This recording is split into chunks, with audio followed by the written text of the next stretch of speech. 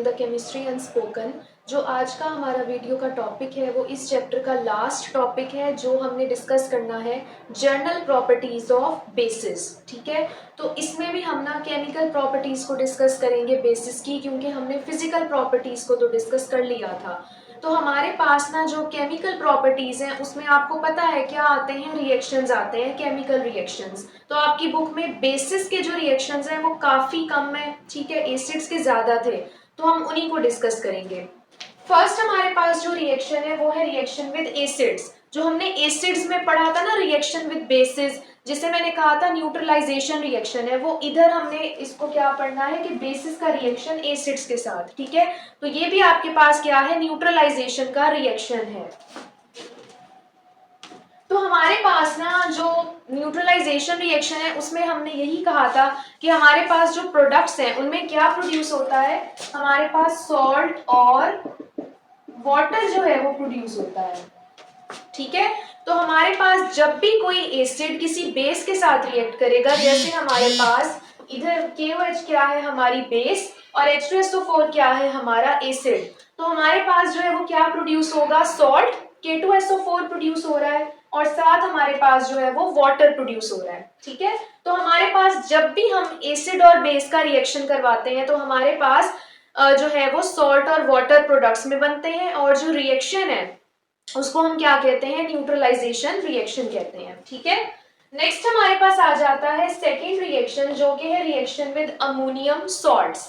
ठीक है, तो जब भी हमारे पास अमोनियम सॉल्ट्स का रिएक्शन किसी बेस के साथ होता है, अमोनियम सॉल्ट्स कौन से होते हैं, यानी ऐसे कंपाउंड्स जिनके अंदर कोई ना कोई हेलोजन, ठीक है, अमोनिया के साथ अटैच हो, उनको हम अमोनियम सॉल्ट्स कहते हैं।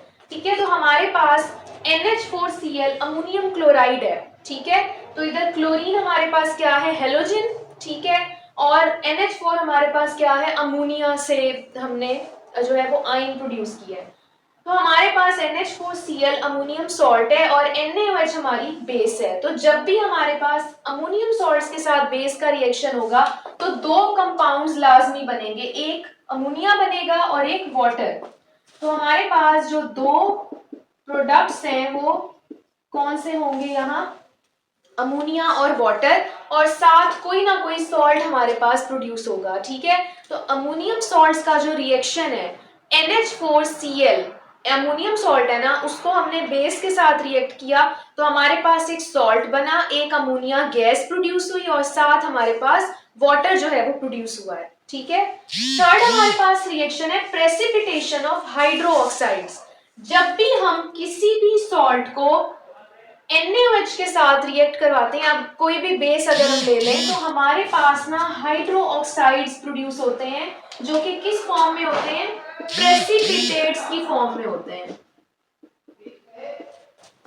ठीक है, हमारे पास जब भी हाइड्रो ऑक्साइड्स इस रिएक्शन में प्रोड्यूस होंगे वो प्रेसिपिटेट की फॉर्म में होंगे। आपकी बुक में ना डिफरेंट कलर्स भी लिखे हुए हैं कि ये जो प्रेसिपिटेट है वो डार्क ग्रीन कलर का होगा, ये जो प्रेसिपिटेट बनेगा वो ब्लू कलर का होगा। ठीक है, तो हमारे पास जो प्रेसिपिटेशन रिएक्शन है ना वो इस तरह होता है कि अगर हम किसी भी सल्फेट को या किसी भी सॉल्ट को, ठीक है, अगर हम सॉल्ट को NaOH के साथ या कोई भी बेस हम ले लें उसके साथ रिएक्ट करा दें तो हमारे पास एक तो हमारे पास जो है वो सल्फेट का कोई ना कोई कंपाउंड बनेगा। अगर हमने यहाँ सल्फेट का सॉल्ट यूज किया है तो प्रोडक्ट में भी सल्फेट का ही कंपाउंड बनेगा। ठीक है, और इस तरह अगर हमने कोई क्लोरीन का कंपाउंड लिया हुआ है, क्लोरीन का सॉल्ट लिया हुआ है, तो हमारे पास जो प्रोडक्ट में सॉल्ट बनेगा वो भी क्या होगा, क्लोरीन का होगा। यानी जो हम हेलोजन या जो भी हम आयन यूज करेंगे वो हमारे पास जो है वो उसका प्रोडक्ट भी उसी आयन का बनेगा। ठीक है, तो ये आपने याद रखना है। और हमारे पास जो है वो इस रिएक्शन में क्या बनेंगे, हाइड्रो ऑक्साइड्स जो है वो प्रोड्यूस होंगे, और वो किस फॉर्म में होंगे, प्रेसिपिटेट्स की फॉर्म में, यानी क्रिस्टल्स की फॉर्म में बनेंगे। तो हमारे पास फर्स्ट रिएक्शन है CuSO4 + 2 NaOH।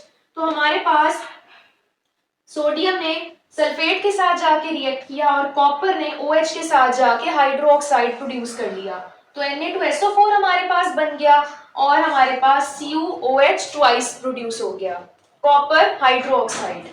उसी तरह FeSO4 को हमने 2NaOH के साथ रिएक्ट कराया तो Na2SO4 बना और साथ आयरन का हाइड्रो ऑक्साइड जो है वो प्रोड्यूस हो गया।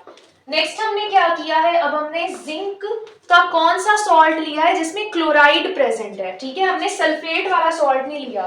तो जिंक क्लोराइड को जब हमने NaOH के साथ रिएक्ट किया तो हमारे पास क्या बना है, NaCl प्रोड्यूस हुआ है क्योंकि क्लोराइड का ही सॉल्ट था। तो NaCl बना है और साथ जिंक हाइड्रोक्साइड जो है वो प्रोड्यूस हुआ है, ठीक है। तो अगर हमने हाइड्रोक्साइड्स बनाने हैं प्रेसिपिटेट की फॉर्म में तो हम बेस का रिएक्शन करवा सकते हैं किसी भी सॉल्ट के साथ, ठीक है। तो ये आपके पास क्या है, बेसिस की केमिकल प्रॉपर्टीज हैं कि हमारे पास जो बेसिस है ना वो किस तरह रिएक्शन देती है डिफरेंट कंपाउंड्स के साथ। नेक्स्ट हमारे पास आ जाते हैं यूजेस कि हमारी जो बेसिस हैं बहुत ही पॉपुलर जो बेसिस हैं जो बहुत ज्यादा यूज होती हैं जिनकी बहुत ज्यादा इंपॉर्टेंस है, तो वो कहाँ कहाँ यूज हो सकती हैं तो वो हम देख लेते हैं। हमारे पास सबसे पहले है सोडियम हाइड्रोक्साइड NaOH, ठीक है, ये बहुत पॉपुलर बेस है, ठीक है। तो हमारे पास ये कहाँ कहाँ यूज होती है, ये सोप प्रोडक्शन में ना सबसे ज्यादा यूज होती है, ठीक है। जो सोप इंडस्ट्री है ना उसमें हम NaOH को बहुत ज्यादा यूज करते हैं और लैब्स में भी हमारे पास NaOH यूज होती है जब हमने टाइट्रेशन करनी हो या हमने कोई भी सॉल्वेंट जो है वो यानी देखना हो, हमने कोई यानी जर्नल अगर हमने कोई एक्सपेरिमेंट करना हो तो उसमें हम ज्यादातर NaOH को यूज करते हैं, ठीक है। नेक्स्ट हमारे पास है calcium hydroxide. Calcium hydroxide basically use होती है ब्लीचिंग पाउडर बनाने में, ठीक है, और हार्ड वाटर की सॉफ्टनिंग में भी यूज होती है, ठीक है। नेक्स्ट हमारे पास है पोटाशियम हाइड्रोक्साइड। पोटाशियम हाइड्रोक्साइड यानी KOH, तो वो हमारे पास ना अल्कलाइन बैटरीज में यूज होती है, ये वाली बेस, ठीक है। बैटरीज में इलेक्ट्रोलाइट के तौर पे KOH यूज होती है। और कैटालिस्ट अगर हमने कोई रिएक्शन कराना है तो उसमें KOH जो है वो अल्कोहल के साथ मिला के अल्कोहलिक KOH की फॉर्म में कैटालिस्ट के तौर पे भी हमारे पास पोटाशियम हाइड्रोक्साइड जो है वो यूज होती है, ठीक है। नेक्स्ट हमारे पास है मैग्नीशियम हाइड्रोक्साइड। अब आपने ना बहुत सी ऐसे जो सिरप्स हैं वो देखे होंगे जो हमारे स्टमक के लिए होते हैं, उनके ऊपर मैग्नीशियम हाइड्रोक्साइड जो है वो इंग्रेडिएंट्स में लाजमी होता है। क्यों? क्योंकि मैग्नीशियम हाइड्रोक्साइड क्या है, एक ऐसी बेस है जो स्टमक की जो प्रॉब्लम्स है ना उनमें बहुत ज्यादा इफेक्टिव है, ठीक है। तो हमारे पास एसिडिटी को रिड्यूस करने के लिए, स्टमक की एसिडिटी को खत्म करने के लिए जो मैग्नीशियम हाइड्रोक्साइड है वो काफी ज्यादा यूज होती है, ठीक है। तो जितने भी लेक्सेटिव्स हैं, जितनी भी मेडिसिन हैं स्टमक की, उसमें मैग्नीशियम हाइड्रोक्साइड लाजमी होगी, ठीक है। नेक्स्ट हमारे पास है एल्यूमिनियम हाइड्रोक्साइड।